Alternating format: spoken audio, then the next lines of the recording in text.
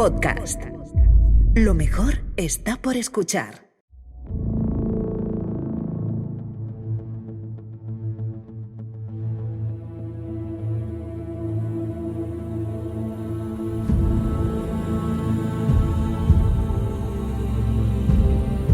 El fantasma de Aníbal vuelve a planear sobre el Mediterráneo.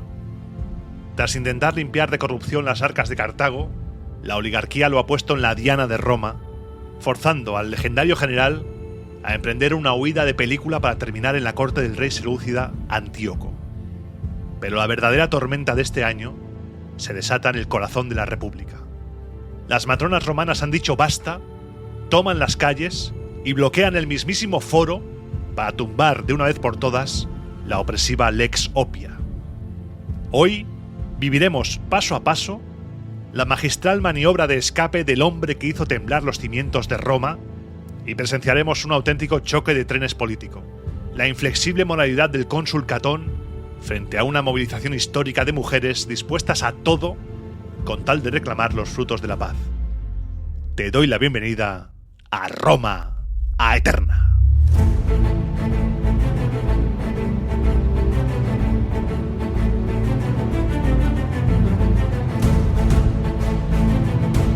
Roma Aeterna, una producción de Podium Podcast con Iván Martín.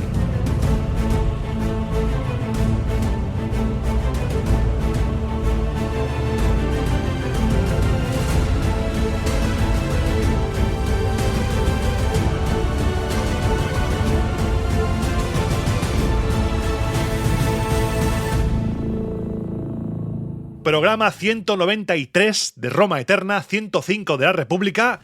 Y hoy se viene uno de esos programas potentes. Estamos en el año 195 a.C., vamos a ir a lo loco. Consulado de Lucio Valerio Flaco y Marco Porcio Catón, el de Cartago debe ser destruida, y te había dejado en el último programa con un cliffhanger volviendo a mencionar a Aníbal, la bicha. Por lo que vamos a empezar ya. Hay fuentes que sitúan esto el año anterior, pero bueno, yo te lo cuento aquí ahora para encajarlo más o menos. En Cartago, los enemigos políticos de Aníbal iniciaron una intensa campaña de correspondencia con las autoridades romanas. Informaban de que el general cartaginés mantenía comunicaciones secretas con el rey Antíoco mediante el envío de cartas y de mensajeros, y describían a Aníbal como un hombre indomable, incapaz de soportar la inactividad de la paz y que buscaba desesperadamente el estallido de un nuevo conflicto armado. En Roma, el imborrable recuerdo de la reciente guerra otorgó absoluta credibilidad. Nadie dudó del relato de los enemigos políticos de Aníbal, por lo que se puso con las orejas ahí diciendo ¿qué está pasando? Vamos a controlarlo. Y lo que estaba pasando es que a nivel interno, las acciones políticas de Aníbal habían provocado la ira de la élite cartaginesa. En aquella época, el estamento judicial dominaba la ciudad con un poder absoluto y vitalicio. Estos jueces controlaban la hacienda pública, el prestigio y la vida de todos los ciudadanos. Su autoridad resultaba incontestable y actuaban con total impunidad frente a los derechos civiles de la población. Tito Livio nos cuenta que, al asumir la magistratura suprema de la ciudad, Aníbal decidió cambiar esto. Había sido elegido sufete, el equivalente cartaginés al cónsul romano. Desde esa posición de máximo poder, convocó oficialmente a un cuestor. El cargo es el equivalente romano, siempre nos lo dicen ahí, pero el cuestor ignoró la orden directa. Este hombre, este cuestor, pertenecía a la facción rival. Y como estaba ascendiendo al tribunal vitalicio de los 104, el estamento que controlaba las vidas de los ciudadanos, exhibía una prepotencia intocable. Frente a los propios ciudadanos de Cartago, Aníbal lanzó una durísima acusación pública contra el detenido y contra todo el estamento judicial. Denunció formalmente que la prepotencia de los jueces anulaba la validez de las leyes y la autoridad del resto de magistrados. Y al percibir el rotundo respaldo de las clases más modestas, Aníbal aprovechó el momento y promulgó una ley radical. A partir de entonces, los jueces ejercerían su cargo durante un mandato estricto de 1 año, con la prohibición expresa de enlazar 2 años consecutivos. Esta medida lo hizo enormemente popular entre la gente, Aníbal, pero desató una ofensiva total por parte de la aristocracia cartaginesa. Porque además a su reforma judicial, Aníbal sumó una intervención económica drástica. Los recursos de Cartago desaparecían sistemáticamente, desviados como botín de guerra hacia las arcas privadas de los principales magistrados y oligarcas. La corrupción en Cartago había vaciado el erario hasta tal punto que impedía el pago del tributo anual a Roma, amenazando a la ciudadanía con la imposición de una nueva y asfixiante tasa. Aníbal ordenó entonces una exhaustiva investigación, a ver qué está pasando, por qué se va el dinero. Fiscalizó las recaudaciones de tierra y de mar, auditó los gastos corrientes del Estado cartaginés y cuantificó con exactitud el capital malversado. Con los datos en la mano, Aníbal compareció ante la Asamblea Popular y afirmó rotundamente que Cartago poseía fondos de sobra para pagar su tributo a los romanos sin gravar a los ciudadanos, pero que lo estaban robando los aristócratas, y exigía que se devolviera el dinero robado. El general ejecutó la medida y cumplió su promesa. Y la reacción fue furibunda por parte de la aristocracia. Quienes se habían enriquecido a costa de los fondos públicos durante años, se sintieron ahora expoliados y redoblaron su ofensiva. Instigaron a sus contactos en Roma, alimentando el resentimiento de la República para forzar una intervención directa contra Aníbal. Aquellos que se arrogaban el papel de cartagineses vendían a Aníbal a su mayor enemigo. Publio Cornelio Escipión, el africano, se opuso frontalmente a esta injerencia. Decía en el Senado que resultaba indigno para la grandeza del pueblo romano inmiscuirse en las disputas internas de Cartago o rebajarse al papel de simples delatores tras haber vencido en el campo de batalla. Sin embargo, la facción de Escipión perdió el debate. El Senado envió a Cartago una comisión formada por Gneo Servilio, Marco Claudio Marcelo y Quinto Terencio Culeón, con la orden de acusar formalmente a Aníbal de planear una nueva guerra en connivencia con el rey Antíoco. Paradójicamente, Aníbal lo que quería era pagar a los romanos. Si te fijas, Aníbal con esta reestructuración económica quería pagar la deuda a los romanos, así que era mucho más prorromano que las oligarquías. Al llegar al territorio norteafricano, los emisarios ocultaron, por supuesto, sus verdaderas intenciones. Alegaron públicamente que su visita buscaba mediar en una disputa fronteriza entre los cartagineses y el rey númida Masinisa. Aníbal, al momento, Aníbal no tenía un pelo de tonto, has venido a robar a la cárcel, seguramente pensó, y supo que la misión romana era un engaño. Aníbal comprendió que la paz con Cartago es solo un decorado de lo que realmente es una cacería personal e implacable contra él. Consciente de su condena inminente, Aníbal activó un plan de fuga meticulosamente diseñado. Durante el transcurso del día, paseó por las plazas públicas con absoluta normalidad para neutralizar cualquier sospecha. Hola, buenas tardes, ¿qué tal? ¿Todo bien? Estupendo. Pero al caer la noche, vistiendo ropas corrientes y flanqueado por dos acompañantes que ignoraban por completo la magnitud de lo que estaba pasando, el hombre que hizo temblar los cimientos de Roma cruza las puertas de Cartago y se marcha de su ciudad para no regresar jamás. El plan estaba trazado al detalle. Los caballos lo esperaban en el punto acordado. Cabalgó sin descanso durante toda la noche y alcanzó la costa al día siguiente. Llegó a una fortaleza de su propiedad situada entre las ciudades de Acila y Tapso, al sur de Adrumeto, donde una nave equipada y con la tripulación dispuesta lo esperaba. Acto seguido, Aníbal zarpó y abandonó el continente africano. Ese mismo día, el general completó la travesía hasta la isla de Cercina.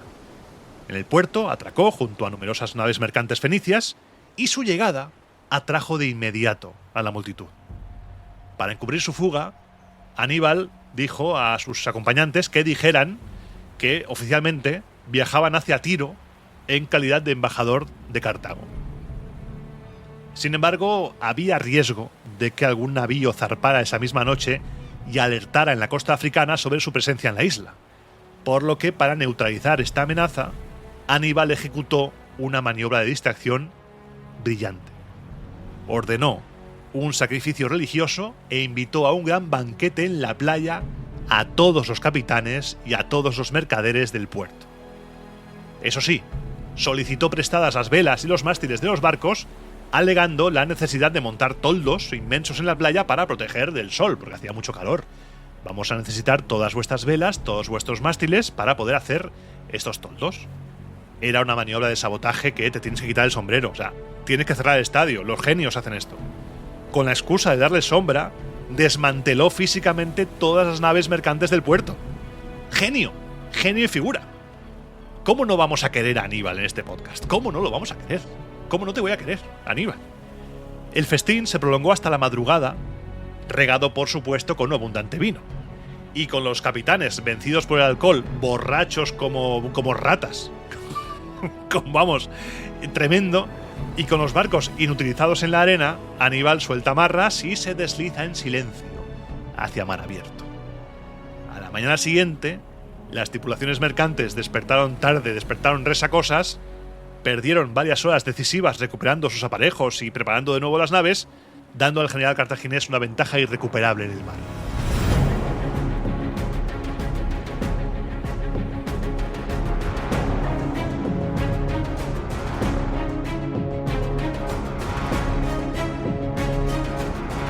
Mientras tanto, la ciudad de Cartago amaneció en el caos.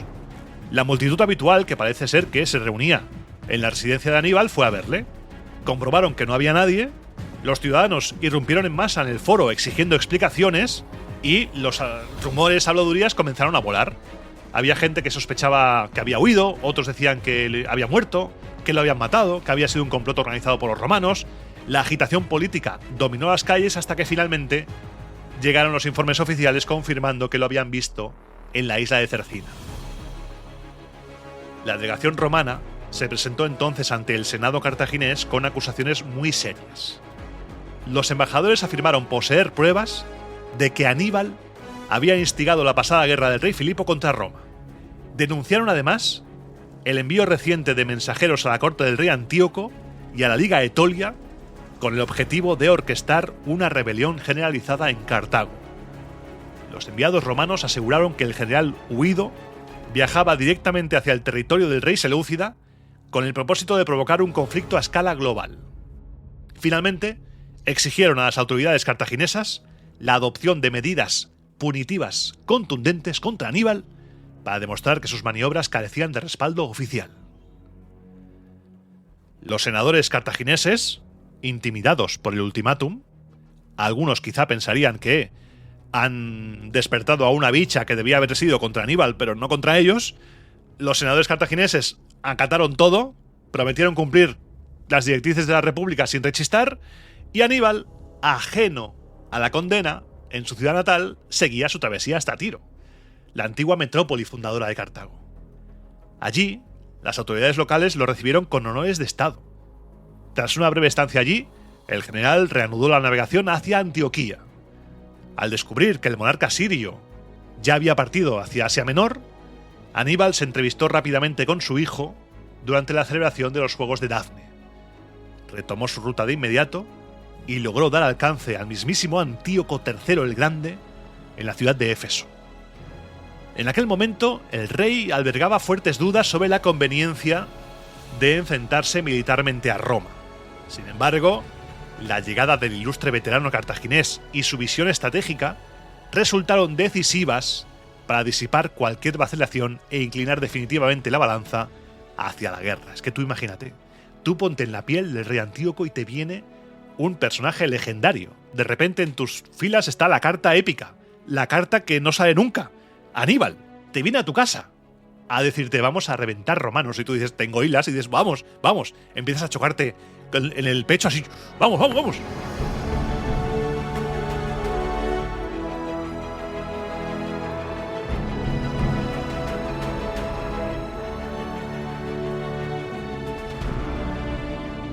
Simultáneamente a esto, la tensión diplomática volvía a agravarse en la península helénica. La Liga Etolia, que ya estaba cabreada en el programa anterior, endureció su postura frente a Roma y envió una embajada a la urbe para exigir la cesión de las ciudades de Farsalia y Leucade. Lo que te dije que el enviado romano dijo, hablad con ellos, pues aquí llegaron. Y se amparaban en los términos de su antigua alianza militar. En lugar de ofrecer una resolución definitiva, el Senado romano optó por ganar tiempo y ojo, porque remite las reclamaciones etolias a la autoridad directa del general Tito Quincio Flaminino, que estaba en Grecia, segundo pase. El enviado romano, creo que era Neo Cornelio, le dice a los etolios que vayan a Roma a reclamar, y estos van a reclamar, y en Roma le dicen, no, aquí no es.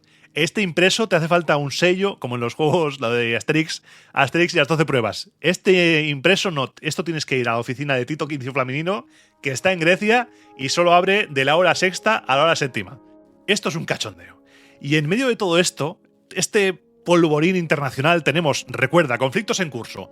Vamos a hacer un repaso breve. Tenemos Hispania en llamas. Tenemos la Liga Etolia, que quiere matar romanos, porque este peloteo que se están haciendo, esto es un cachondeo. Y luego tenemos Antíoco, que acaba de recibir a Aníbal, al personaje épico legendario. Y en Roma nos vamos a quedar un rato, porque en Roma va a estallar otro conflicto. Los tribunos de la plebe, Marco Fundanio y Lucio Valerio, presentan formalmente una propuesta para derogar la Lex Oppia. Vale, ¿qué es la Lex Oppia? Esta lex había entrado en vigor 20 años antes, en el 215 a.C., impulsada por el tribuno Cayo Opio, de ahí el nombre, en el momento más crítico de la Segunda Guerra Púnica. Aníbal iba derrapando en pelotas por la península itálica, destruyendo ejército tras ejército. Esta ley imponía severas restricciones económicas y sociales a las mujeres. Limitaba sus posesiones a media onza de oro, unos casi 14 gramos, prohibía el uso de ropajes de múltiples colores y vetaba sus desplazamientos en carruajes tirados por caballos dentro de las ciudades o menos de 1 milla de distancia, permitiendo excepciones únicamente para la asistencia a ceremonias religiosas públicas. Era una medida de control social puro. Esta propuesta de derogación fracturó a la clase política y casi a la sociedad romana. Los tribunos, Marco y Publio Junio Bruto, se erigieron como defensores acérrimos de la Lex Oppia y anunciaron que lo iban a bloquear la derogación. Aquí estamos teniendo un conflicto entre los tribunos Marco Fundanio y Lucio Valerio, que quieren derogar la ley, y Marco y Publio Junio Bruto, que dicen que van a bloquear cualquier intento de derogar esta ley. El debate arrastró a numerosos miembros de la aristocracia romana, divididos en ambos bandos, y una inmensa multitud de ciudadanos abarrotó el Capitolio. Simultáneamente, las mujeres romanas protagonizaron una movilización sin precedentes. Desafiando la autoridad de sus maridos y las férreas convenciones sociales de la época, las matronas dijeron hasta el pussy y tomaron los espacios públicos. Ocuparon masivamente las calles y bloquearon los accesos al foro. Su exigencia era sencillita. Dado que la república prosperaba y las fortunas privadas aumentaban diariamente, reclamaban la restitución inmediata de su antiguo estatus y su antiguo esplendor. La protesta fue creciendo porque cada día llegaban nuevas mujeres de zonas rurales colindantes. Las manifestantes elevaron la presión interpelando directamente a los cónsules, a los pretores y a los demás magistrados en busca de apoyo. Y las matronas se toparon con un muro, con la inflexibilidad de Marco Porcio Catón. El cónsul encarna la resistencia final de la vieja Roma, es el final boss del rancio pensamiento del mos maiorum, de las costumbres antiguas, arcaicas. Y fiel a su extremo rigor moral, Catón sube a la tribuna y pronuncia un vehemente y largo discurso para defender la vigencia de la Lex Oppia frente a la presión femenina en las calles.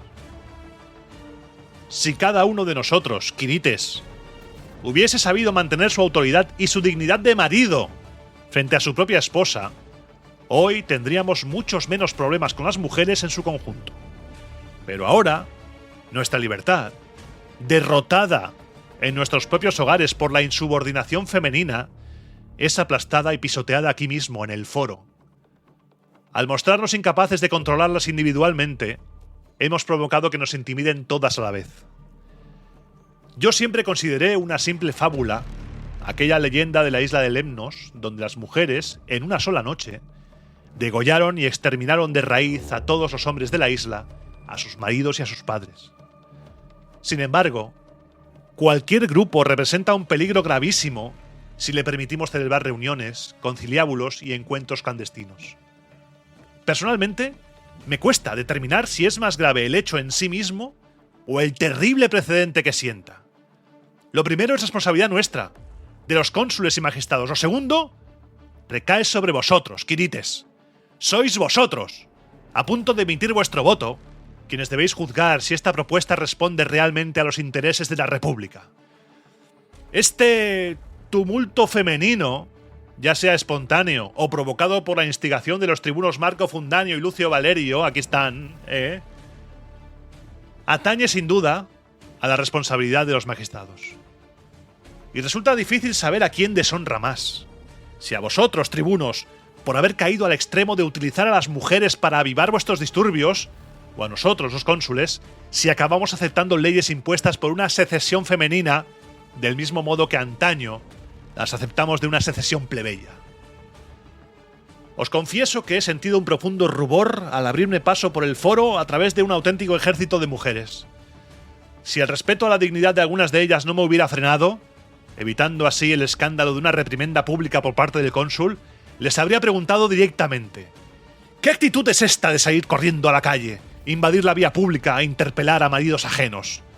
¿Acaso carecéis de la capacidad de plantear estas exigencias en vuestras casas y a vuestros esposos? ¿O es que acaso sois más convincentes en público que en privado, y con los extraños más que con vuestros propios esposos? Y eso que, si el recato mantuviera a las matronas dentro de los límites de sus propios derechos, ni siquiera en la intimidad del hogar deberíais tener que preocuparos por qué leyes se aprueban o se derogan en esta asamblea. Nuestros antepasados establecieron que las mujeres no debían intervenir en ningún asunto, ni siquiera de carácter privado, sin la mediación de un representante legal. Exigieron que permanecieran siempre bajo la estricta tutela de sus padres, de sus hermanos o de sus maridos. Nosotros, por el contrario, si los dioses no lo impiden, estamos permitiendo que intervengan ya en los asuntos públicos y toleramos poco menos que se inmiscuyan en el foro, en las asambleas y en los comicios. Porque, decidme, ¿qué otra cosa hace ahora mismo por las calles y las encrucijadas sino presionar a la plebe a favor de la propuesta de los tribunos y exigir a gritos la derogación de la ley? Soltad las riendas a una naturaleza indisciplinada, a un animal indómito, y sentaos a esperar que ellas mismas pongan límite a su propio desenfreno. Si vosotros no imponéis ese freno, tened por seguro que esta propuesta es solo una pequeñísima muestra de todo aquello que las mujeres soportan a regañadientes por imposición de la costumbre o de la ley. Lo que verdaderamente añoran es la libertad total, o más bien, para decir las cosas como son, añoran el libertinaje. Creedme, si logran salirse con la suya, en esta ocasión, ¿qué será lo próximo? Examinad todas las leyes referentes a la mujer con las que nuestros antepasados pusieron freno a su desenfreno y las sometieron a la autoridad de sus maridos. Aún constreñidas por todas ellas, a duras penas lográis dominarlas. ¿Qué ocurrirá si permitís que desgajen esas ataduras una a una, que os las arranquen de las manos y se equiparen completamente a vosotros? ¿Creéis acaso que podréis soportarlas? Tenedlo por seguro. Desde el momento mismo en el que comiencen a ser vuestras iguales, se convertirán en vuestras superiores. Y no nos engañemos, no se están resistiendo a la aprobación de una medida nueva contra ellas, no se oponen a una injusticia, sino a una ley plenamente legítima. Pretenden que deroguéis una norma que fue aprobada y sancionada por vuestros propios votos, una ley sometida a la prueba de la experiencia práctica durante muchísimos años. En definitiva, buscan que, al abolir esta ley, debilitéis por completo todas las demás. Ninguna ley resulta absolutamente ventajosa para todos los ciudadanos. Su único propósito es resultar útil a la mayoría y al interés del Estado en su conjunto. Si cada individuo se dedica a destruir y echar abajo cualquier ley que le perjudique personalmente, ¿de qué servirá que la colectividad apruebe leyes que al poco tiempo pueden ser derogadas por aquellos mismos a quienes van dirigidas?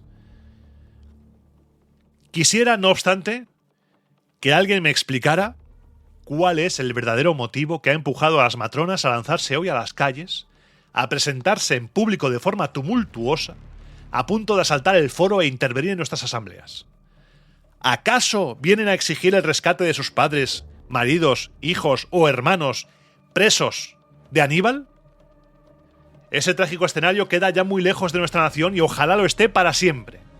Pero recordad que cuando aquella desgracia fue real, vosotros mismos os negasteis a ceder ante sus piadosos ruegos.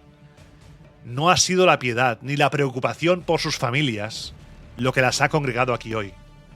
Tampoco la devoción religiosa, como cuando salieron a recibir a la diosa madre de Ida llegada desde Frigia. Entonces, ¿qué excusa que pueda pronunciarse sin causar vergüenza justifica este amotinamiento femenino? Su exigencia real es esta. Queremos brillar cubiertas de oro y púrpura, queremos pasearnos en carruaje por la ciudad tanto en los días festivos como en los laborables, exhibiéndonos en una especie de desfile triunfal sobre ley vencida y derogada y sobre vuestros votos anulados. Queremos, en definitiva, que no exista límite alguno para nuestro gasto y nuestro despilfarro. A menudo me habéis oído condenar los gastos excesivos tanto de las mujeres como de los hombres, no solo de los ciudadanos particulares, sino también de los magistrados. Sabéis que denuncio constantemente que nuestra ciudad padece dos vicios diametralmente opuestos, la codicia y el despilfarro. Son estas dos plagas las que han provocado el colapso de todos los grandes imperios. Hoy, mientras nuestra república prospera, mientras expandimos nuestro imperio hasta penetrar en Grecia y en Asia, rodeándonos de todos los atractivos del placer y poniendo nuestras manos sobre los tesoros de los reyes, mi temor crece. Me estremece pensar que todas estas riquezas terminen por esclavizarnos en lugar de ser nosotros los dueños de ellas. Creedme, las estatuas saqueadas en Siracusa funcionaron como verdaderos caballos de Troya, enseñas enemigas introducidas en el corazón de nuestra ciudad. Escucho a demasiados alabar con admiración las obras de arte de Corinto y Atenas, mientras se burlan de las antiguas antefijas de arcilla de nuestros dioses romanos. Yo, en cambio, prefiero que nos sigan siendo propicios estos dioses de barro, y confío en que lo seguirán siendo siempre y cuando permitamos que permanezcan en sus moradas tradicionales.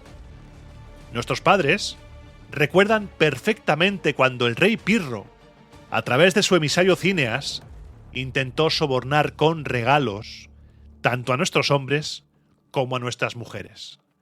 En aquel entonces, la Lex Oppia no existía para frenar el despilfarro femenino y, sin embargo, ninguna mujer aceptó el soborno. ¿Cuál fue el motivo?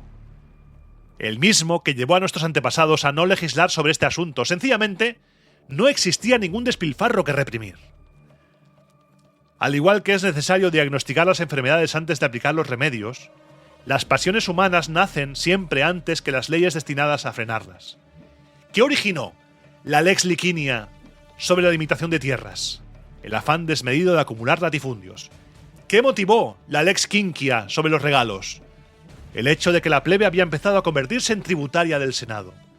Por tanto, resulta lógico que en el pasado no hiciese falta una Lex Oppia ni ninguna otra norma para contener el gasto de las mujeres porque ellas mismas rechazaban el oro y la púrpura que les ofrecían. Pero os aseguro que si Cíneas recorriera hoy nuestra ciudad cargado con aquellos regalos, encontraría las calles repletas de mujeres dispuestas a aceptarlos con los brazos abiertos. Hay ciertas ambiciones cuya lógica me resulta imposible de comprender. Entiendo el sentimiento natural de indignación cuando a uno se le prohíbe lo que otro tiene, lo que a otro se le permite. Sin embargo, si la ley impone exactamente la misma norma de vestimenta para todas, ¿qué temor podéis tener a pasar desapercibidas? Lo que más humilla a una persona es la pobreza. Pero esta ley os libra de ese estigma, al prohibiros poseer aquello que de todos modos no os podéis permitir. En realidad, la queja de la mujer rica es otra muy distinta. Precisamente, ese igualitarismo es lo que me resulta insoportable. ¿Por qué no puedo llamar la atención y distinguirme del resto con oro y púrpura? ¿Por qué la pobreza de las demás tiene que esconderse bajo la protección de esta ley, aparentando que si estuviera permitido también poseerían lo que hoy no tienen? ¿Queréis provocar esta rivalidad enfermiza entre vuestras esposas, Quirites? ¿Buscáis que las ricas exijan en exclusiva lujos inalcanzables para las demás y que las pobres, aterradas por la humillación, gasten muy por encima de sus verdaderas posibilidades? Entendedlo bien. En el instante en que comiencen a avergonzarse de lo que es digno, perderán el pudor ante lo que les resulta deshonroso. La mujer adinerada comprará esos lujos por sí misma. La que carezca de recursos se los exigirá a su marido. Desdichado será el esposo que ceda ante estas peticiones, pero igualmente desdichado será el que se niegue, forzado a ver cómo otro hombre concede lo que él ha rechazado. Hoy ya exigen favores en público a maridos ajenos. Y lo que resulta aún más alarmante, reclaman votos para tumbar una ley y en algunos casos logran conseguirlos. Si cedéis ante sus súplicas, lo haréis en perjuicio vuestro, en ruina de vuestro patrimonio y en detrimento de vuestros propios hijos. Tenedlo claro, en el preciso momento en que la ley deje de poner un límite estricto a los gastos de vuestras mujeres, vosotros jamás seréis capaces de imponérselo. Quirites, desterrad la ilusión de que si derogamos esta norma, la situación volverá a ser tan pacífica como antes de su promulgación.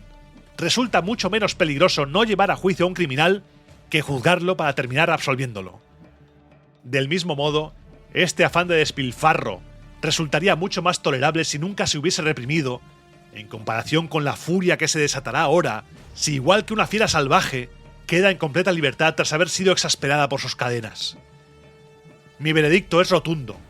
La lex opia debe mantenerse en vigor bajo cualquier circunstancia. Que todos los dioses guíen vuestra decisión y hagan que el resultado sea para el bien absoluto de la República.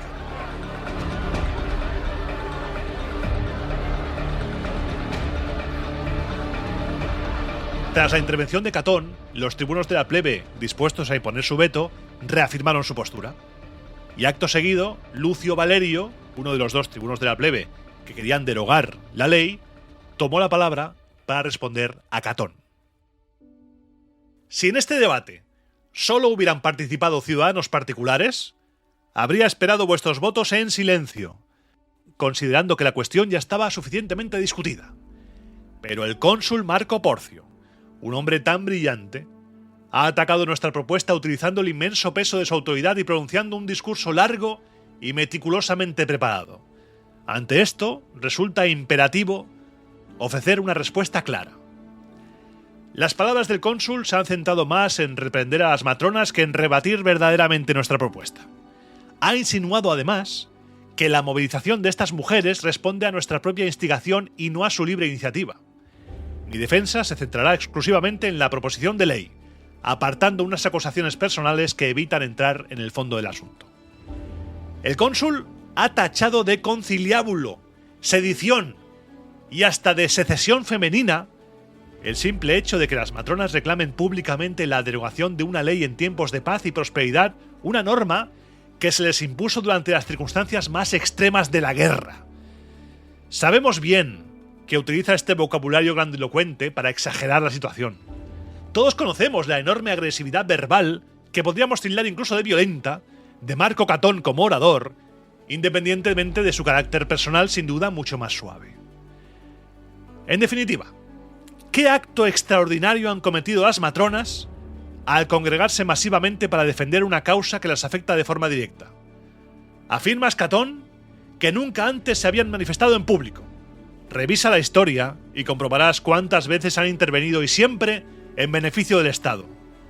Bajo el reinado de Rómulo, cuando nuestras tropas combatían contra los sabinos en pleno foro tras la toma del Capitolio, fueron precisamente las matronas quienes se lanzaron entre ambos ejércitos y lograron detener la carnicería. Tras la expulsión de los reyes, cuando las legiones volscas de Marco Coriolano acamparon a escasas 5 millas, fueron de nuevo las mujeres quienes forzaron la retirada de un ejército dispuesto a arrasar nuestra ciudad. Durante el trágico saqueo de los galos, las matronas entregaron de forma unánime todo su oro para pagar el rescate y salvar Roma. En la reciente guerra contra Cartago, ante la falta crítica de fondos, las viudas financiaron el erario con sus propias aportaciones, y cuando la crisis nos empujó a invocar a deidades extranjeras, todas las matronas marcharon hacia la costa para recibir a la diosa madre de Ida. Sé perfectamente que argumentarás que aquellos escenarios eran muy diferentes. No pretendo equipararlos. Me basta con demostrar que la movilización pública femenina no es en absoluto un hecho sin precedentes en nuestra historia. Si en el pasado actuaron con naturalidad en crisis que afectaban a toda la nación, resulta absurdo escandalizarse hoy porque defiendan una cuestión que las atañe de forma exclusiva a ellas. En definitiva, Catón, resulta incomprensible tanta indignación. Nuestros oídos pecan de una arrogancia inaceptable. Si nos ofendemos ante las legítimas peticiones de unas mujeres libres y honorables, cuando ni siquiera los amos rechazan escuchar las súplicas de sus propios esclavos. Entremos ya en el fondo del debate. El discurso del cónsul se ha dividido en dos frentes. Primero, se ha opuesto por principio a la derogación de cualquier ley. Y segundo, ha atacado con indignación el supuesto lujo de las mujeres para defender esta norma en concreto. Su defensa genérica de las leyes sonó con la autoridad propia de un cónsul, mientras que su ataque contra el despilfarro femenino reflejó su estricta y conocida moralidad personal. Sin embargo, resulta imprescindible desmontar las inconsistencias de ambos razonamientos para evitar que un error de apreciación confunda vuestro voto. Reconozco plenamente que jamás debemos derogar aquellas leyes fundacionales dictadas para perdurar en el tiempo por su utilidad permanente, salvo que la experiencia práctica demuestre que son nocivas o un cambio político radical las vuelva inoperantes. Pero también afirmo que las normas dictadas para afrontar circunstancias excepcionales son, por su propia naturaleza, temporales y caducas. La historia demuestra que la guerra deroga sistemáticamente las leyes aprobadas en tiempos de paz y la paz revoca las aprobadas en tiempos de guerra. Ocurre exactamente igual que en la navegación. Las maniobras para gobernar un navío varían drásticamente si se avanza en plena tormenta o bajo un cielo despejado. Entonces, comprendiendo esta diferencia fundamental entre la naturaleza de las leyes, debemos preguntarnos: ¿a qué categoría pertenece la ley que hoy proponemos derogar? ¿Acaso es una norma antigua? ¿Proviene de la época de los reyes, nacida junto a la propia Roma? ¿O fue dictada en los tiempos posteriores y grabada en las 12 tablas por los decémviros para cimentar las bases de nuestro derecho? ¿Es una ley de la que dependa la decencia de las matronas y cuya anulación amenace con destruir la honestidad y la dignidad de las mujeres? En absoluto. Todos los presentes saben perfectamente que se trata de una medida reciente, una ley puramente coyuntural aprobada hace apenas 20 años bajo el consulado de Quinto Fabio y Tiberio Sempronio. Las matronas han vivido durante siglos sin esta ley, manteniendo una moralidad intachable. Carece de sentido temer que su derogación las empuje repentinamente al desenfreno.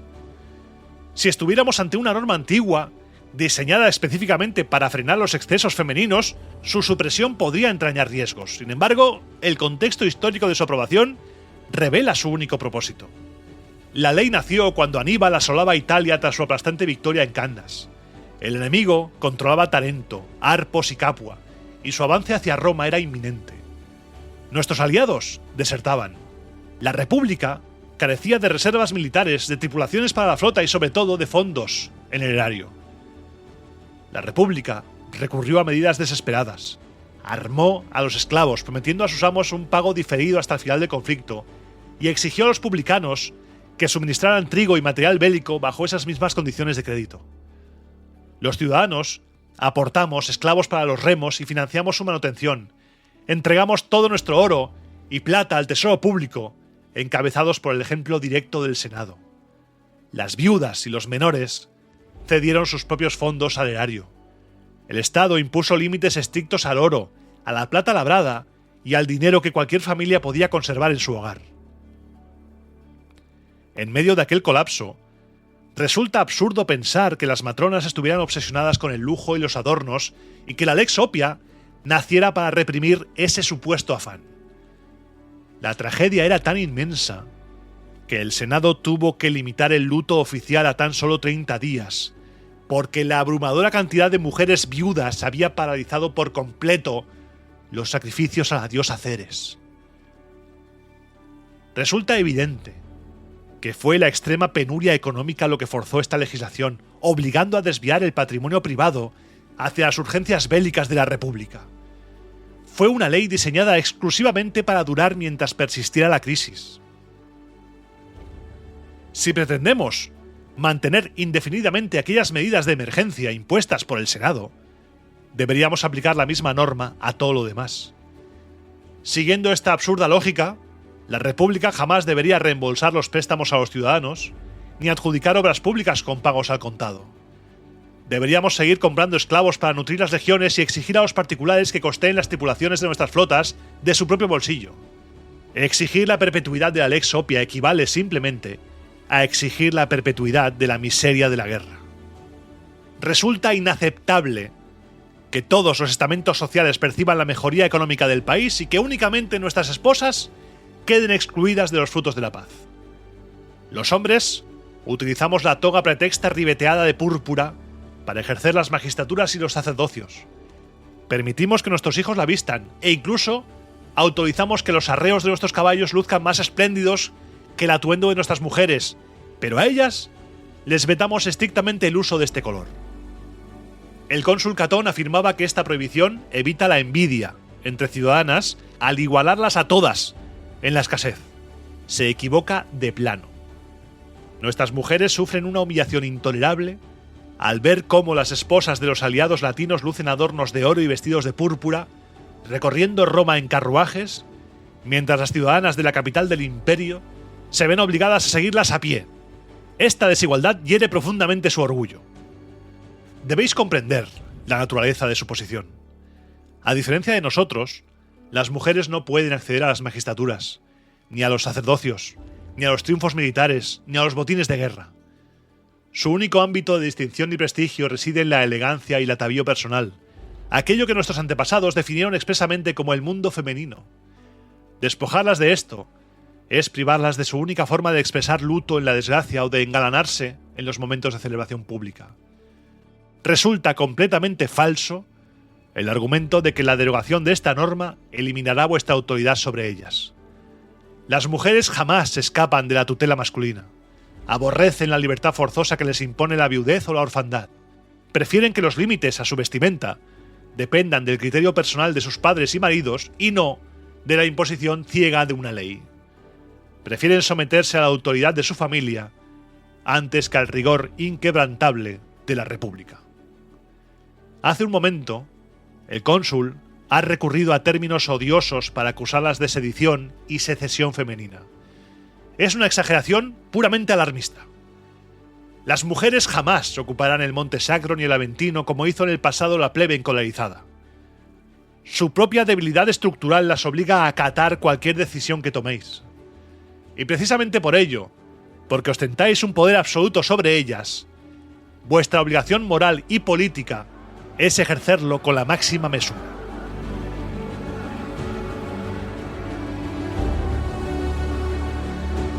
Al día siguiente de los discursos, la movilización femenina alcanzó proporciones históricas.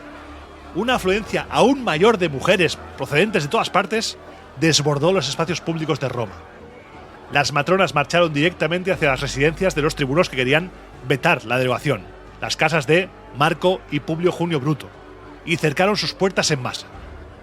Las mujeres mantuvieron un asedio implacable sobre las casas de los magistrados hasta forzar su rendición política. Porque ante la presión abrumadora en las calles, los brutos cedieron y retiraron formalmente su amenaza de veto. Eliminado este obstáculo legal, el camino quedó despejado de forma definitiva. Acto seguido, todas las tribus votaron a favor de la propuesta.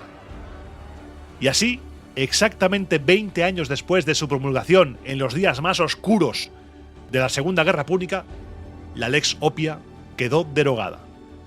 Estamos ante un hito histórico fundamental en la evolución de Roma. Las matronas romanas salieron a las calles, bloquearon el foro, asediaron viviendas de magistrados, demostrando una sofisticada comprensión de la política, de la visibilidad y del estatus. Esta movilización probó que incluso en la rígida sociedad romana, el poder también se conquista en las calles, no solo se ejerce en los campos de batalla o en el mármol del Senado. El fin de esta ley provocó un choque económico y logístico inmediato en la capital. Se reinició la importación masiva del costoso tinte púrpura de Tiria, impulsando el desarrollo de puertos como el de Pozzuoli y Ostia. Se desató una demanda tremenda de joyas de gran peso como las catenae y los brazaletes pesados, lo que fomentó el desarrollo de técnicas complejas de orfebrería. Las mujeres recuperaron el derecho a usar carruajes de lujo en la ciudad devolviéndole su anterior estatus, aunque esto generaría posteriores problemas de circulación y de congestión vial. La Lex Oppia nació del terror de Cannas y muere hoy por la opulencia de Zama. La derogación fue el triunfo de una nueva cosmovisión. La Roma imperial, cosmopolita y opulenta, se impuso sobre la antigua república agraria y espartana, defendida por figuras como Catón. El nuevo pragmatismo imperial venció a la austeridad arcaica. El cuerpo de la mujer romana, de la matrona romana, es ahora el escaparate del triunfo. Es la prueba visual de que la república ha conquistado el mundo.